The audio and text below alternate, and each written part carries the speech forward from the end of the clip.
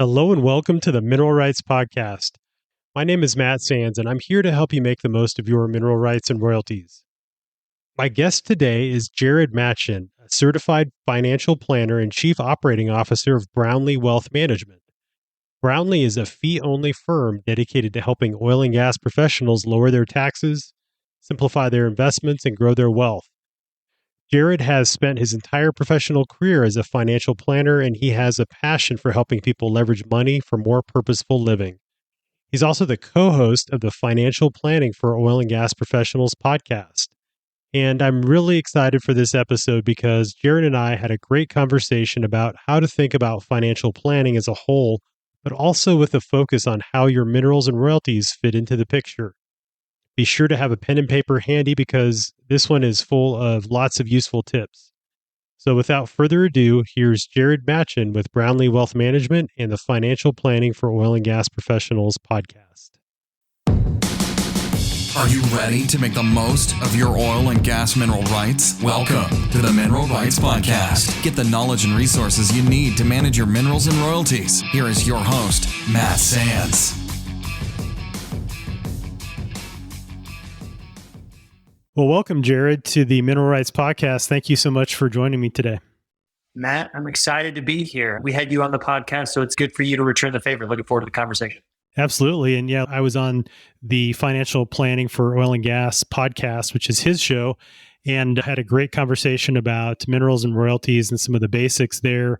And that was such an interesting conversation. And I've always wanted to have a conversation with an expert in terms of financial planning and those types of considerations as it relates to minerals and royalties. So I'm excited to have you on, Jared, to share your knowledge with our listeners because, there's certainly a lot of major life events that many mineral and royalty owners can find themselves in. But before we dive into the questions and dive into that conversation, tell us about where you grew up and where did you go to school?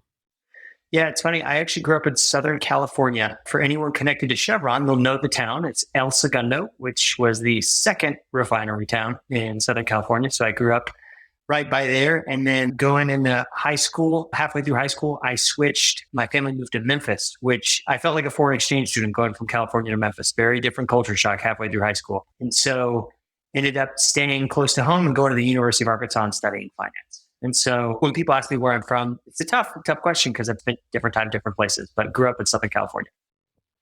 Very interesting. Yeah, I can imagine that's kind of like one coast to the other, very different cultures between the two locations. But I guess it gives you a lot of perspective as you talk to the different clients around the country, which is definitely helpful, I imagine.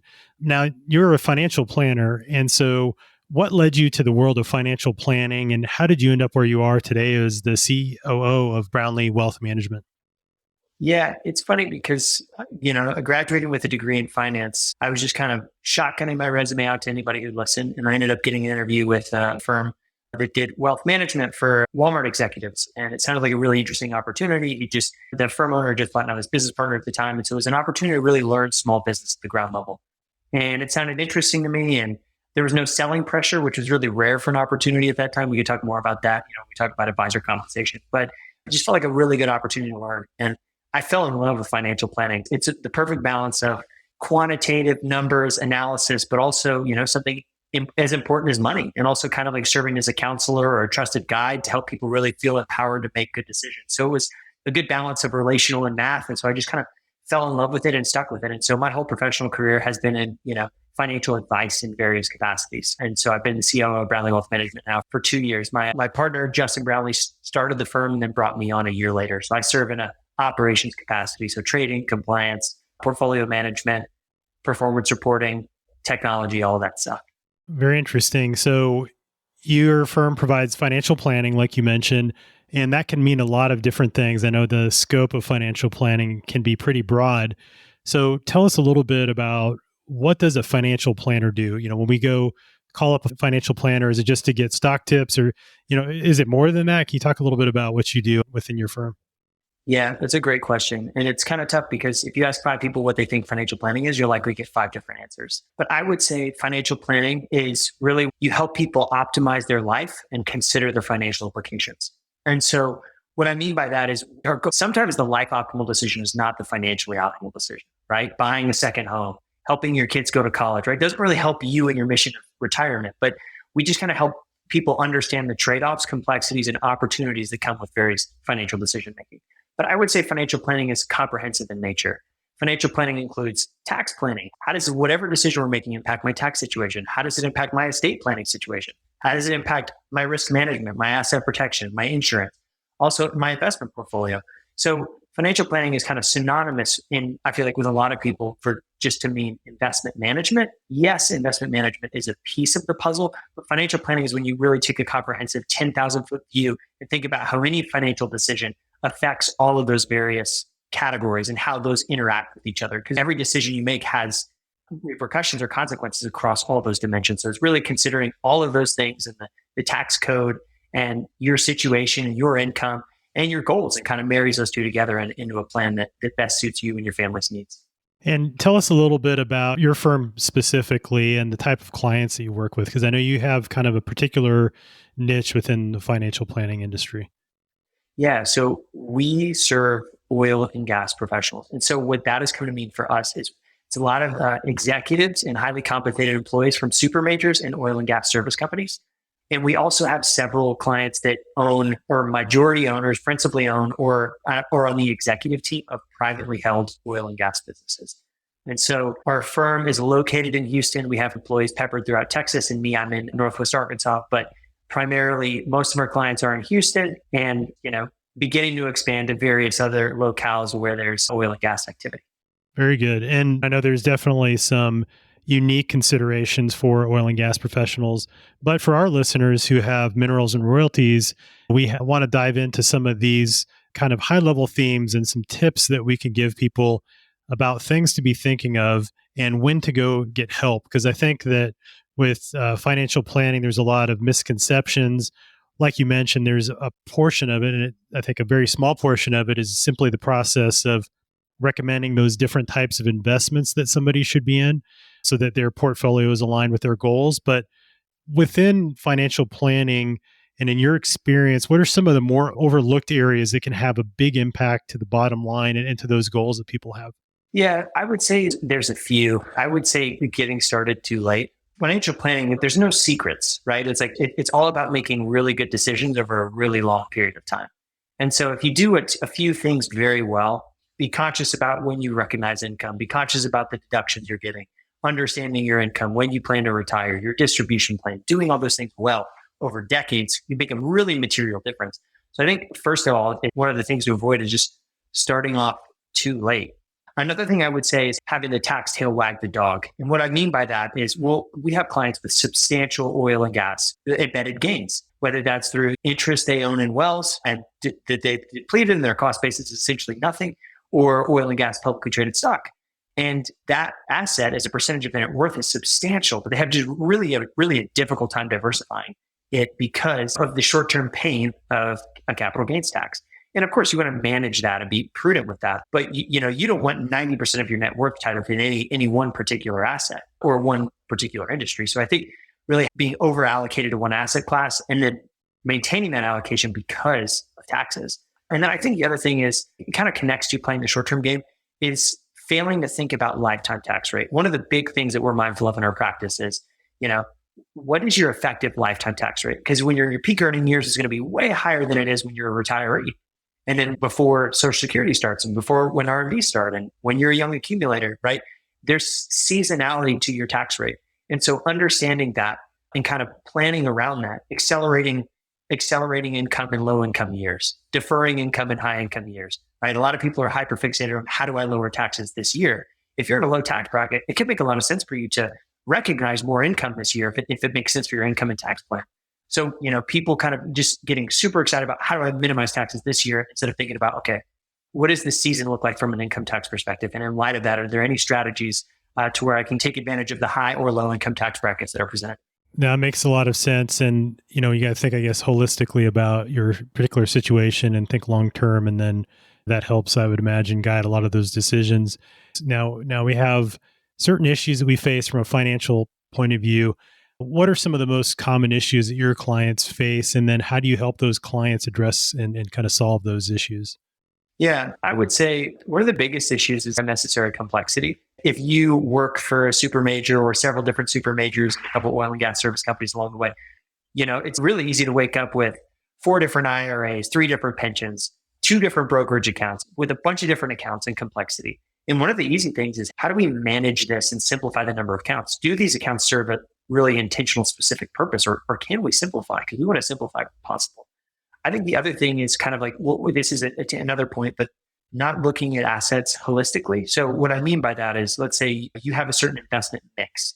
Let's say it's 70% stocks, 30% bonds. A lot of people would say, okay, in that case, all of my accounts are going to be structured that way. 70% stocks, 30% bonds. But there's different tax consequences to each account, right? Tax deferral, it may be better to put income producing assets like fixed income in the retirement account bucket. It may be more prudent to put higher growing assets in the Roth IRA. So, kind of the same idea, but failing to take a high level view and say, hey, these accounts have different tax benefits and consequences. What type of assets should I put in that account proportionally? A couple other big things that we help clients manage are, like we talked about, embedded capital gains. Hey, how do I work around this? How do I slowly move out of this position without blowing myself up from a tax perspective, but also prudently managing my risk? The other thing is liquidity events. Hey, I'm going to have this event that's materially going to impact my life. And it's a great opportunity, but there's a lot of complexity. There's a lot of ways you can optimize it from an income perspective, from an estate planning and asset protection perspective. And so we see people reach out post-transaction, which if you have something like that coming down the pipe, it's better to engage a professional early on in that situation. And then for a lot of our clients, they have what we call a tax time bond. So with IRA assets for non-spouse beneficiaries, you have to take the account over 10 years for the full balance of the account. And so if you don't spend down your IRA and you die with a $5 million IRA that your kids inherit, they're looking at $500,000 in income a year or more when you account for interest. So that's, another thing that's staring people in the face. There's a law that's changed recently that, could have a substantial impact to some of the retirees we help with if they're not mindfully managing it. Oh, that's interesting. And I'd like to dive in a little bit more in depth about those liquidity events as it relates to minerals and royalties. I know there's really two kind of main events that we talk about with minerals, and that's when you sell, and then also potentially when you lease them. If you have a large portfolio of mineral rights, you could be faced with a large influx of income, which is great. But, to your point, we need to plan ahead. And after that has happened, that's not the time to start trying to figure out what to do. Obviously you want to try to make a plan ahead of time.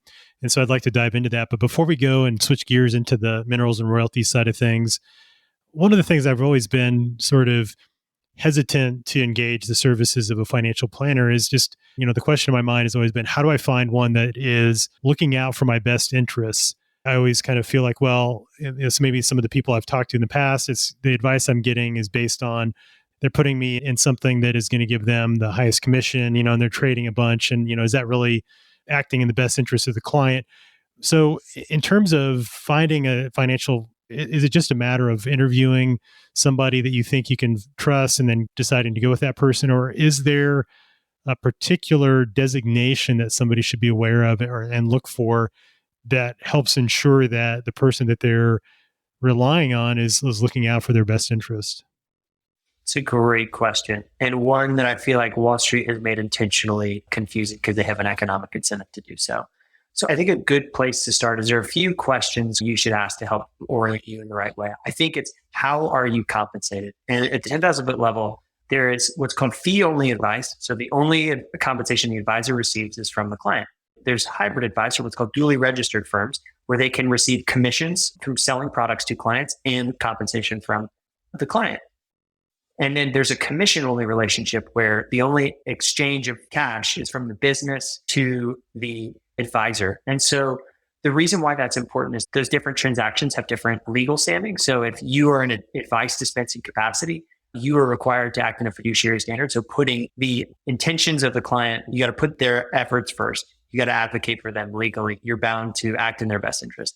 For dispensing investment products, you are held to a suitability standard. So you're not legally required to act in their best interest. You just have to prove that the investment was in fact suitable.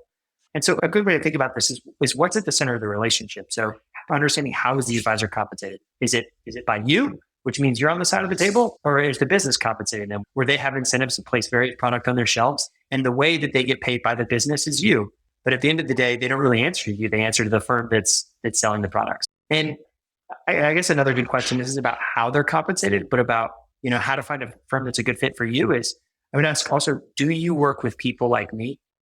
And what will you help me with? Like us, we built our firm specifically for oil and gas professionals. And that's who we serve. If somebody says, hey, I work with doctors, I work with business owners, I work with widows, I work with retirees, I would run from that advisor because they pretty much told you that, hey, I'm a generalist. And different people have different situations. So I would find somebody that specializes in working with what you're working with. And the other question I would ask is, what will you advise on? So if you think about even a fee-only advisor, they primarily manage a portfolio and charge an assets under management fee. But the problem is if you own oil and gas or mineral interests or private investments, the advisor might not have an economic incentive to advise on those assets. And so some may not, but it's something you want, hey, I know you're going to manage a portion of my portfolio or charge a retainer to provide investment advice. What do you advise on? Because a lot of people will just, hey, I'm just going to advise you on the portfolio and I'm going to ignore everything else, which we don't think is financial planning because you got to consider the whole picture to make really good decisions. So also understanding how are you compensated? What are you going to provide advice on? And do you work with people like me? I think are three really good questions to begin to get in the right way of, hey, is this an advisor a good fit for me?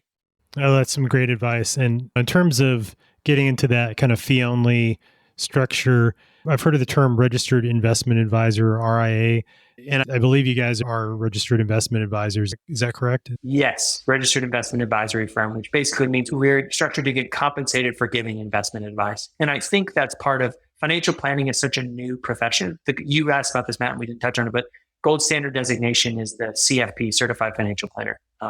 I'm a certified financial planner. My business partner, Justin, is as well. I would say the regulatory threshold for becoming an advisor is really low. So I would definitely look for somebody that's gone kind of above and beyond just questions about the Investment Act of 1940. But yeah, so we are licensed to give investment advice, which is kind of why people think investments and financial planning. They're related, but they're not necessarily the same thing. And there's also a broker-dealer, so a firm that's registered to sell investment products or insurance policies that have various commissions and trails and things of that nature. Good. Yeah, it's important to understand those different designations because like you said, there's a lot of nuance there. So no, thanks for breaking that down for us. That was very helpful. Now let's switch gears and talk about minerals and royalties, which is really the main interest for our listeners. And I've received those questions similar to what you're referring to, where somebody's had a major life event, major liquidity event in terms of receiving an unexpected sum of money. And the question I usually get is, hey, is there some tax loophole that I can take advantage of so I don't have to pay taxes on all this? I got $300,000 check. What do I do? And I'm like, well, first of all, I'm not an accountant. I'm not your CPA. So you need to contact your CPA to get tax advice. But unfortunately, I'm not aware of any major tax loopholes that relate to oil and gas interests. So you're probably going to have to pay the taxes on that. But, in terms of planning ahead and thinking proactively, which is kind of what I always like to talk about, it's pretty easy. If we're going to sell, usually there's some notion that we're going to divest this interest and reinvest that into something else. And maybe it's a discussion with your financial planner that they say, hey, you have a lot of your portfolio in oil and gas interests. Maybe you should think about diversifying.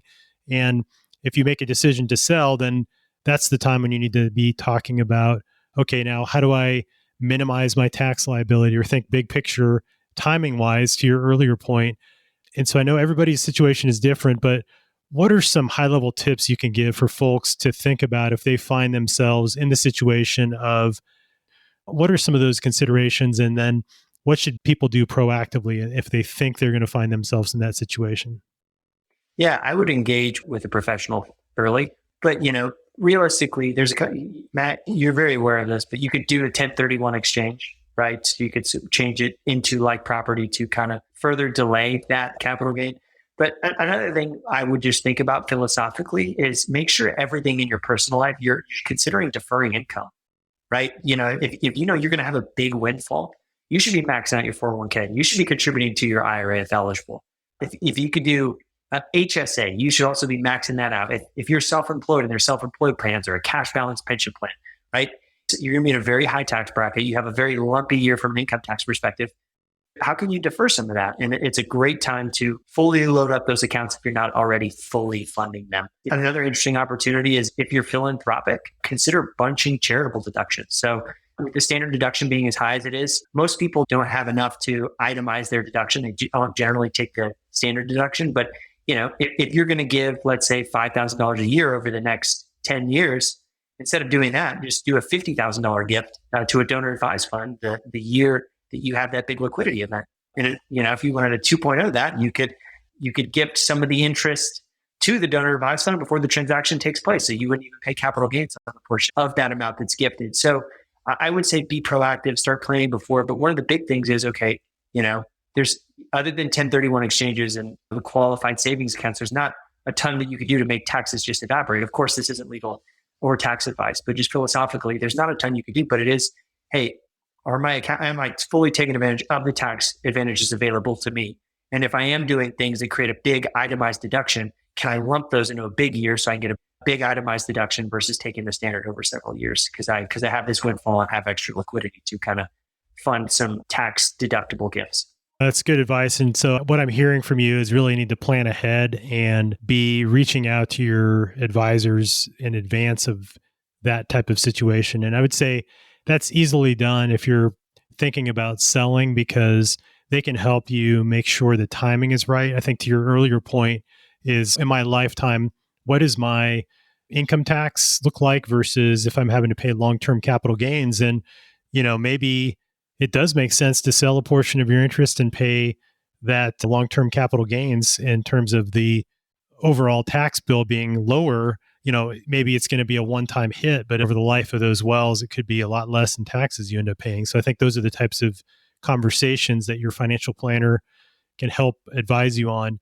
And the other thing is the situation where somebody inherits mineral rights and they just really don't know what they're worth, or how does that fit into the picture. And if you think about that situation, one way you could get your financial house in order potentially would be get an appraisal to understand what those interests are worth. And then that could help you decide whether or not you should sell a portion of it or keep it, or how does that fit into the overall picture. Now, as far as after the sale, so we've talked about best practices prior to the sale to optimize our tax situation. Once you have that money, so let's say you have this lump sum of money that you're now, okay, what do I invest in, or what do I do with this? Are there things that people should be thinking about as it relates to how that fits into their goals? And what are some of the considerations or tips that you would give people in those situations? Yeah, I think this one's kind of blocking and tackling, but you'd be surprised how often it's not considered. But I would say run tax projections is really important. A lot of times with these windfalls, there are no taxes withheld. So you get this big check, but there's also going to be a tax liability. And it could be substantial if you have other forms of income. So getting with an advisor or a CPA to run a tax projection to see, okay, how much of this, after all the strategies I'm going to implement to kind of manage this tax liability, how much of this is already spoken for? Because the last thing you want to see is somebody allocate that full amount to something else and essentially realize, hey, I'm not liquid enough to kind of manage the capital gains tax. And so I think that's another interesting thing. And one thing, I don't know how often you see this, but one thing we see with other types of transactions, not necessarily minerals, but I'd be curious to hear what you think. Installment sales are really interesting because if you could spread payments out over a couple of years, I think that's advantageous to kind of managing the cap gains tax brackets. There's in this country, there's actually a 0% capital gains tax bracket. And so if you execute on this transaction when you're retired, there's a chance you could have a portion of the gain subject to no tax liability.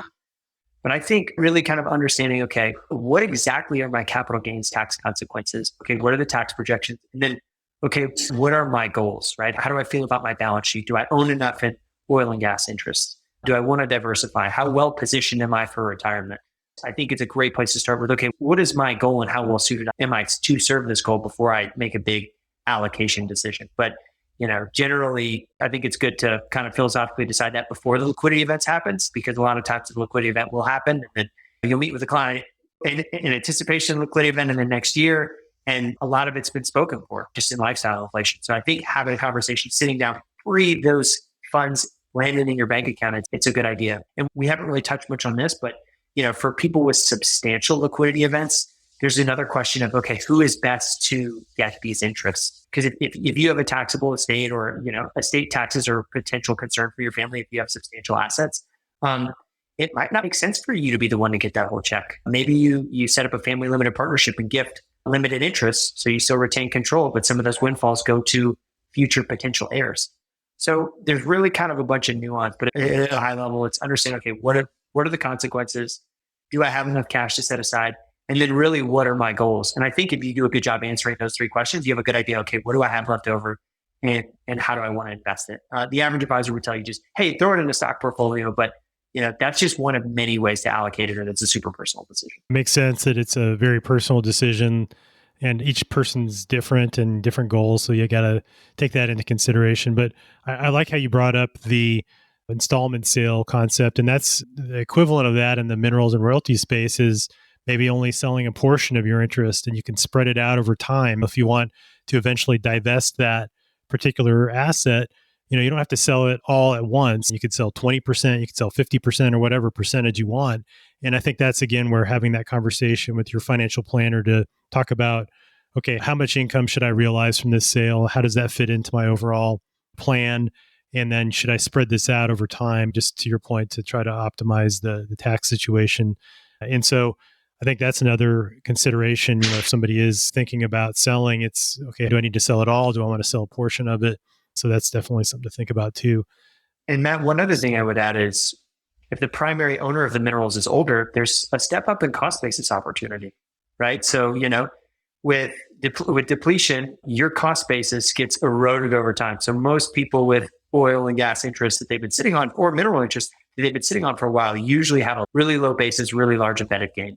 But a portion of that gain, depending on how much is owned by, the deceased person, would get a step up in basis. And so, if you're in a spot where a lot of those interests are owned by somebody that's older in years or has deteriorating health, that should definitely be part of the equation as well. Yeah. And I think if you're set to inherit those, that's where you have those types of conversations. Hopefully have an open conversation about what your parent or your relative wants to do. What's their goal with that asset? Is it what they want to keep that in the family? But I think to your point, that step up in cost basis is a huge opportunity, especially now with the shale revolution and the value of these assets, I would say over the last 10 years, having appreciated materially because we are drilling these long horizontal wells. The wells are very productive. Royalty payments are high. And so as a result, the value today is a lot higher than it would have been maybe 20, 30 years ago when you inherited them or when a relative inherited them, when they were just drilling vertical wells. It was hit or miss whether they would find oil or gas. And, maybe it's in the middle of a hot oil and gas basin. That's a time where, passing these down to your heirs might make a lot of financial sense for your family when you think about the bigger picture and wanting to maximize what your heirs are going to take home at the end of the day. And, handing it down to them might actually be the best way to go about it. But the other thing, if you're in that boat, we always talk about minimizing the fractionalization of these assets. If we hand it down, you have 10 grandkids and you're going to each give them 1/10, that's going to dilute the value of that interest over time as they pass it down to their kids and so on and so forth. So think about maybe holding it in a certain type of entity, a family LLC or something like that, or holding it in a trust and then naming beneficiaries. And then that's the way that you could keep it whole so that the value is retained, but then allow your heirs to benefit from that. But there's a lot of tax considerations associated with passing down these types of assets. We could talk about that in an entire episode. So let's shift gears a little bit to the ongoing management of minerals and royalties and how that fits into someone's overall financial plan. And when you think about mineral and royalties, and a lot of your clients probably own some oil and gas interests as well, what are some of those financial planning considerations when you're thinking about having that holistic view of their portfolio and their net worth and diversification of assets? Is there some things to think about as they, think about their risk tolerance and all of that? I know it's very person specific, but how do these assets fit into someone's overall financial plan? And at what point does it become too much? And do they need to think about maybe diversifying? That's a good question. So, philosophically, if you think about running a retirement projections, you're thinking about how does this impact my future? I would think about what is your intended use. A lot of these assets that we see the clients have are kind of legacy assets. And, it's a lease that's been in the family for a really long period of time, or they own the underlying land and they just kind of want to retain it indefinitely. And so in that sense, I would kind of include it as an income source when you're thinking about it from a planning perspective. I would also, if you're running projections, I would just kind of provide a conservative estimate, right? Because commodity prices fluctuate, the value of the asset may fluctuate. So I would kind of, from a conservative perspective, maybe dial back the expected income if you're projecting what's the net present value of this asset or or this plus Social Security, pension, can I afford to retire? And kind of like you're saying, it's really personal, but I would say, what is your risk tolerance? So, these assets are great, but they're also way less liquid.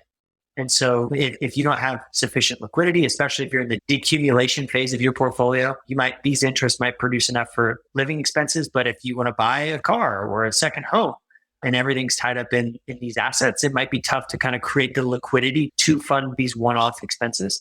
So just kind of making sure that you're liquid and also that you have the stomach for it. I would say generally the higher your net worth is, the higher the percentage of you can have in illiquid assets that are more specialized target exposure.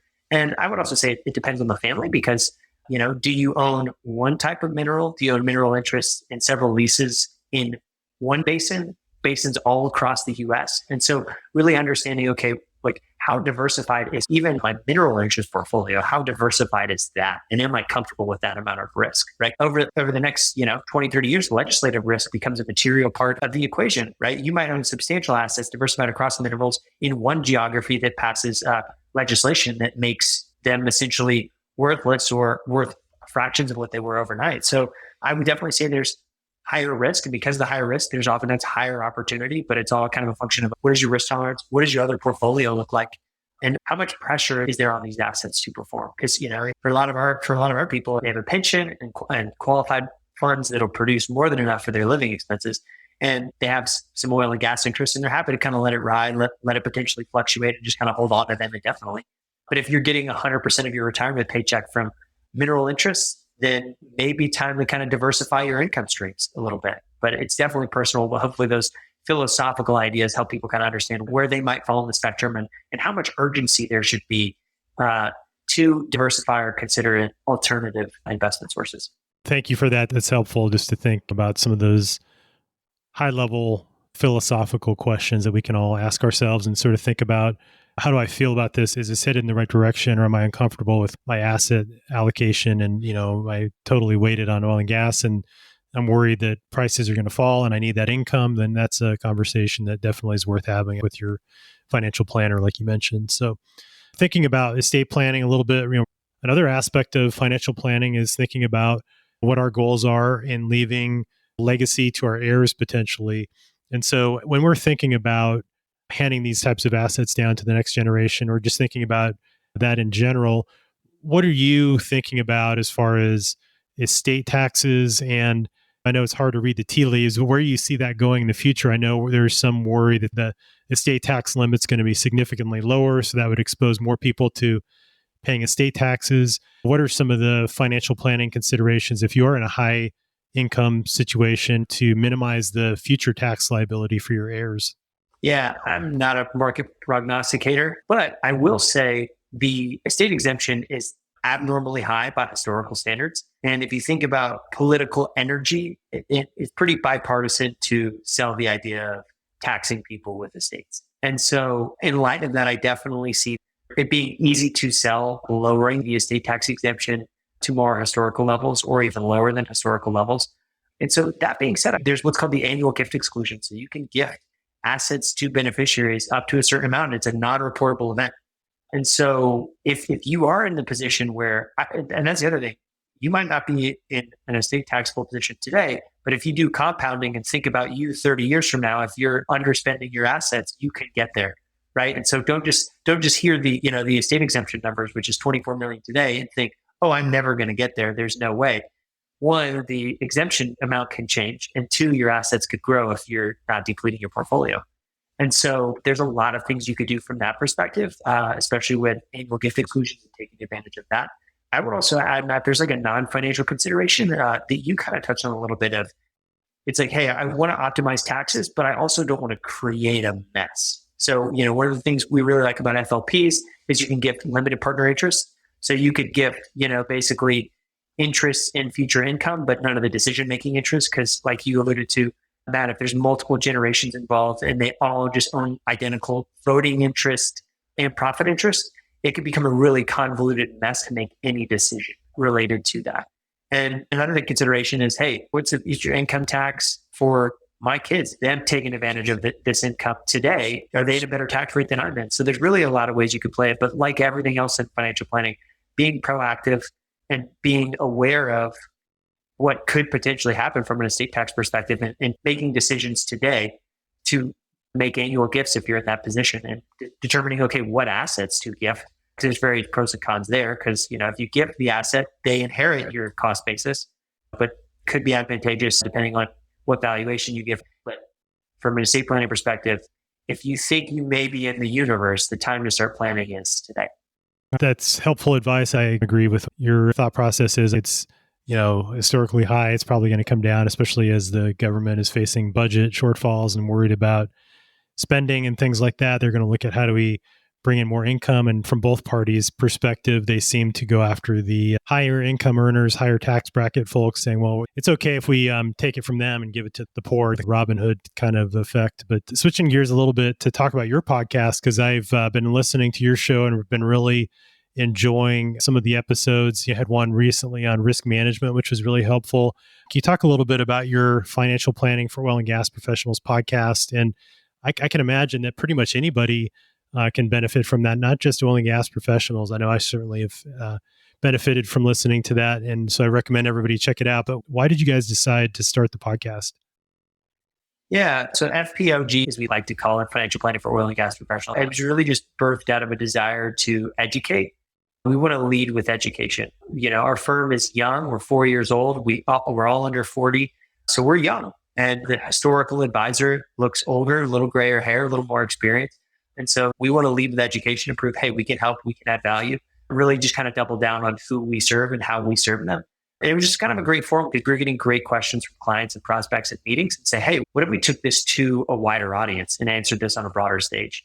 And so it's been a great from a business development perspective, but also helping us kind of understand what episodes we should do, what different topics we should talk about. It's really helped us kind of refine, hey, who are we best suited to serve and what's really top of mind?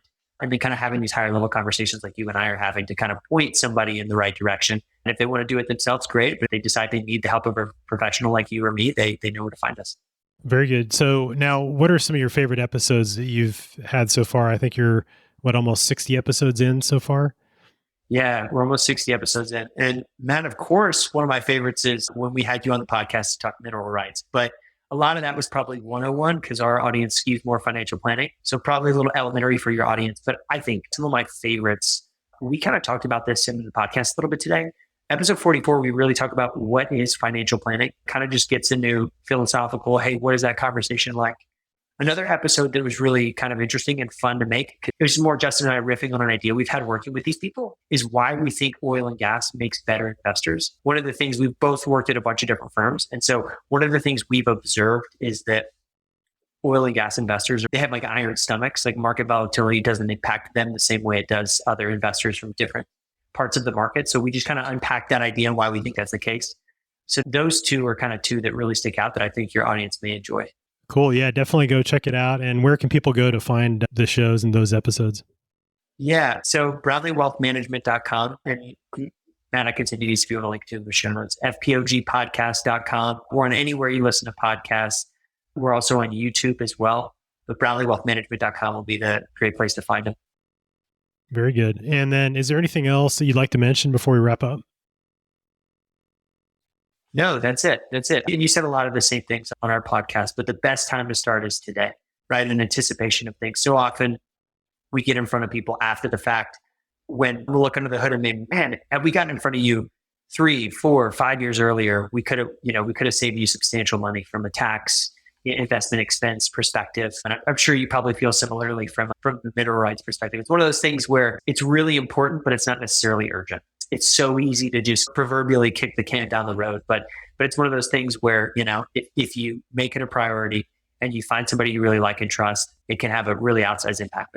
That's excellent advice. Yeah. And to your point, I do get those calls saying, hey, we've sold our minerals. Now we need an appraisal to hopefully claim a step up in cost basis. And it's usually the end of the year. People are rushing, trying to get their tax planning done. And so certainly to Jared's point, you want to be proactive and reach out to your financial planner. If you need an appraisal, if you sold your minerals, working with your financial planner, get with a consultant or an appraiser to get that done so that your financial advisor can best advise you and, how that tax situation needs to be handled. So that's always something to think about. And I think that kind of theme of being proactive is important in financial planning too. We think about minerals and royalties and certain life events. We always talk about that. And understanding what you own is always an important first step so that you can then have those conversations and have those discussions about how those assets fit into your overall financial plan. And if you don't understand what you own, then you can't really have that conversation. So I think that's another thing to think about is, do I know all of those assets that, my great uncle that was in the oil and gas industry owned? And did I have a full accounting and a full inventory of those? Or is there something else out there that I need to maybe do some research and try to figure out? Do I actually maybe have an interest in some other minerals that just hasn't reared its ugly head, so to speak, because a landman hasn't contacted me yet? So thinking about overall, how do I look at these assets? How do they fit into the bigger picture? Reaching out to somebody if you need help. And on that note, we'll link to the Brownlee Wealth Management website in the show notes. So definitely go check that out. And then Jared, and other ways that people can get a hold of you if they have questions or if they're interested in working with Brownlee. Yeah, I would send a message to podcast@brownleewealthmanagement.com or hello@brownleewealthmanagement.com. You can anonymously send us ideas for future episodes, or if you have questions about your specific situation, happy to have a conversation. Very good. We'll link to those email addresses in the show notes. Also, highly recommend checking out the Brownlee Wealth Management website. Their blog is a wealth of information and talks about a lot of these concepts in more detail. So if financial planning is a black box and is a mysterious thing that you really want to learn more about, they do a great job of educating their clients and educating the public in general about, financial planning and demystifying it. So thanks again for your time, Jared. This was a very useful conversation. I think our listeners will get a lot out of it. Awesome. Thanks for having me, Matt. Really enjoyed it. Thanks so much for listening to the Mineral Rights Podcast with your host, Matt Sands. Don't forget to subscribe and share at mineralrightspodcast.com. The Mineral Rights Podcast should not be construed as investment, legal, or tax advice. All information is believed to be from reliable sources. However, we make no representation as to its completeness or accuracy.